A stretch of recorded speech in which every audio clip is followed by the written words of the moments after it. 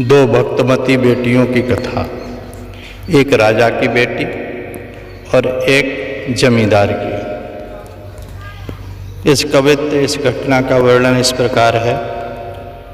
शिल्पिल्ले भक्ताओ बहबाई सोई कथा सुनो, एक नृपासुत एक सुता जमींदार की। आए गुरु घर देख सेवा ढिंग बैठी जाए, कही ललचाए पूजा कीजे सुकुमार की। दियो सिला टूंकुल के नाम कह दियो वही, कीजिए लगाए मन मते भव पार की। करत करत अनुराग बढ़ी गयो भारी, बड़ी विचित्र रीति यही शोभासार की। तो पहले जमींदार की कन्या की कथा सुने। श्रद्धा विश्वास पूर्वक अनन्य भाव से अपने इष्ट देव के पाद पद्मों में हृदय की आसक्ति को ही भक्ति कहते हैं। श्रद्धा का यह भाव मूर्ति के माध्यम से भक्त अपने आराध्य तक पहुंच जाता है और उसे भक्ति सूत्र से बंधे होने के कारण भक्त के आवाहन पर भगवान अपने वैकुंठ लोक को छोड़कर उस तक पहुंच जाते हैं। यहाँ एक जमींदार कन्या के प्रेम की इसी दिव्यता का वर्णन है। बहुत पहले की बात है। एक जमींदार के दो पुत्र और एक कन्या थे। एक बार जमींदार के यहाँ उनके श्री गुरुजी महाराज आए। जमींदार ने उनका बड़ा ही स्वागत सत्कार किया। जब गुरुजी श्री शालिग्राम भगवान की सेवा करने लगे तो जमींदार का पूरा परिवार वहाँ आकर बैठा। बाल सुलभतावश जमींदार की कन्या को शालिग्राम भगवान की सेवा देख बड़ा आनंद आया और उसने श्री गुरुजी महाराज से ठाकुर जी की एक मूर्ति के लिए निवेदन किया कि मुझे भी सेवा करने के लिए दे दीजिए ना गुरुजी। पहले तो गुरुजी ने मना किया, पर बाल देख करके एक पत्थर का टुकड़ा दे दिया। बालिका ने पूछा कि गुरुदेव मैं अपने भगवान को किस नाम से पुकारूंगी? तो उन्होंने हंसते हुए कहा तुम इसे शिल्पिल्ले भगवान कहना। श्री गुरुजी महाराज ने सामान्य ढंग से पूजा विधि भी बतला दी और अब वह जमींदार कन्या नित्य बड़े ही प्रेम और भक्ति भाव से अपने शिल्पिल्ले भगवान की सेवा पूजा करने लगी। धीरे धीरे उसे इस कार्य में इतनी रुचि हो गई कि शिल्पिल्ले भगवान की पूजा करने के अतिरिक्त उसका किसी भी अन्य कार्य में मन ही नहीं लगता था। भगवान को भी उसकी सेवा पूजा में बहुत आनंद आता, क्योंकि उन्हें तो केवल हृदय का शुद्ध भाव ही चाहिए। वे उस पत्थर के टुकड़े की गई पूजा को ही अपनी पूजा स्वीकार कर लेते हैं। कालांतर में जब जमींदार की मृत्यु हो गई तो उसके दोनों पुत्र अलग अलग रहने लगे। जमींदार की पुत्री भी अपने एक भाई के साथ रहने लगी।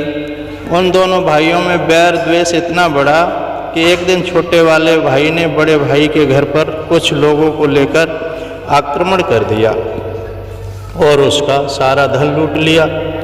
और तो और लोग अपनी बहन का ठाकुर बटुआ भी उठा करके ले आए। इसमें वह शिल्पिल्ले भगवान की को रखती थी।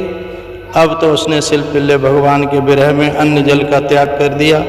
यह बात जब गांव वालों को पता चली तो उन लोगों ने जमींदार की पुत्री को समझाया कि झगड़ा भाइयों का है, तुम्हारे लिए तो दोनों लोग एक जैसे ही हैं, तुम जाकर के अपने भाई से अपना ठाकुर बटुआ ले आओ, मांग लाओ। बड़े बुजुर्गों ने इस तरह से समझाने पर वह उस गांव में गई जहां दूसरा भाई रहता था। उसने भाई से अपने ठाकुर बटुआ की मांग की और कहा कि मैं अपने शिल्पिल्ले भगवान की सेवा पूजा के बिना अन्न जल नहीं ग्रहण करूंगी और अपने प्राण त्याग दूंगी। यह सुनते ही भाई ने कहा तुम घर में जाओ और वहाँ सभी ठाकुर जी एक ही स्थान पर विराजमान हैं, तुम अपने शिल्पिल्ले भगवान को ले आओ। और वो लेने चली गई। बैठा हुआ था एक व्यक्ति बैठा हुआ था। उसने व्यंग करते हुए कहा कि यदि तुम्हारे अपने सिलपिल्ले भगवान से इतना ही प्रेम है तो अंदर जाने की क्या ज़रूरत है, उन्हें ही अपने पास बुला लो। अब तो उस जमींदार की कन्या के नेत्र सुपूर्ण हो गए। उसके प्रेम और भक्ति पर यह व्यंग था। उस समय उसके हृदय में वे ही भाव उत्पन्न हुए जो ग्राहक ग्रसित गजेंद्र या दुशासन द्वारा अपमानित हो रही द्रौपदी के हृदय में उत्पन्न हुए थे। उसने प्रार्थना की कि प्रभु मेरे प्रेम की लाज जा रही है, उसकी रक्षा करो। घट घटवासी भगवान उस अनन्य भक्ता से भला कैसे दूर रह सकते थे। उसकी पुकार हुई नहीं कि वे आकर उसके हृदय में लग गए। सिलपिल्ले हमें तुम देत बड़ो सुख, लाड़ लड़ाए के पूजत प्यारे। कौन सी चूक भई हम सो प्रभु जो तुम है रे आज न्यारे। दुष्टन को विश्वास बढ़े सोई कीजिए नाथ जो मैं विचारे। कुमर हटीली विनय सुन के करुणा करके प्रभु आन पधारे। यह घटते घटना देख करके उस व्यक्ति के साथ साथ भाई भी आश्चर्यचकित हो गया। उसने क्षमा मांगते हुए बहन के चरणों में प्रणपात किया कि हमारे धन्य भाग हैं कि तुम जैसी भक्त बहन हमारी बहन है। मुझसे भूल हो गई बहन, इतने दिन तू बड़े भाई के यहाँ रही, अब मेरे यहाँ रहे। जमींदार कन्या ने कहा भाई मैं दोनों की बहन हूँ तो एक के यहाँ क्यों रहूँ, तू भी बड़े भाई के यहाँ साथ रहे। अब छोटे भाई साहस नहीं था कि वह बहन की बात का प्रतिकार करता। उसने बड़े भाई से भी क्षमा मांग ली और अब लोग साथ साथ रहने लगे। सब इस प्रकार से भक्तमती बहन के द्वारा और दोनों भाई की सुलह से घर खुशियों से भर गया। तो भक्त एक भक्त वो सबको जोड़ देता है, भक्ति तोड़ती नहीं है, जोड़ देती है। ये कथा यही हमें सिखाती है। बोलिए सच्चिदानंद भगवान।